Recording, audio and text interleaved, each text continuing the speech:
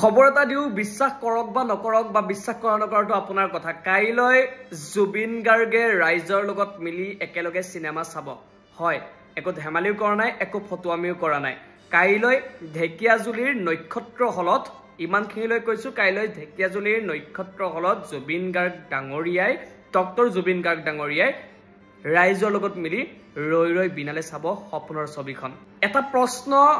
এটা আহ্বান মোৰ আছিল ৰাইজৰ আছিল অসমবাসীৰ আছিল যে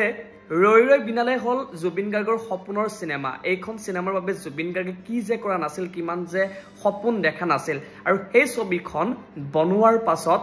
জুবিন গাৰ্গ আধৰুৱা কৰিয়ে আতৰি গল আৰু জুবিন গাৰ্গে যদি সেই ছবিখন চাবলৈ নাপায় বা নাচায় তেনেহলে তাতকৈ দুখৰ কথা একো হ'ব নোৱাৰে সেইবাবে সকলোৱে আহ্বান জনাইছিল যে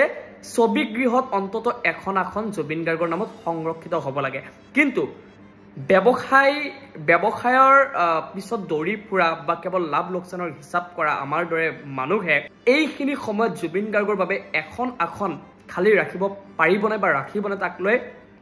আমাৰ মনত এটা ডাঙৰ প্ৰশ্ন আছিল বা সন্দেহ আছিল আৰু অৱশেষত এতিয়ালৈকে আৰু হয়তো বহুত হলত কৰিব পাৰে নাজানো কিন্তু প্ৰথমটো হল মই জনাত যেটো খবৰ পালো যে ঢেকিয়াজুলিৰ নক্ষত্ৰ হলত জুবিন গাৰ্গৰ বাবে এখন সংৰক্ষণ কৰা হৈছে আৰু সেই আসনখনত বহিয়ে জুবিন গাৰ্গে ৰাইজৰ লগত মিলি একেলগে চাব ৰৈ ৰৈ বিনালে সেইবাবে আকৌ এবাৰ বিনম্ৰ অনুৰোধ জনাইছো জুবিন গাৰ্গ উপস্থিত থাকিব অপমান নকৰিব আপোনালোকে সেই সিনেমাখনৰ কোনো এটা 1 সেকেন্ডৰ ক্লিপ এটা ভিডিও কৰি বা ফটো উঠাই সামাজিক মাধ্যমত ভাইৰেল নকৰিব জয় জুবিন দা জয় অসমীয়া সিনেমা ৰৈ ৰৈ বিনালে চাবলৈ ৰৈ নাথাকিব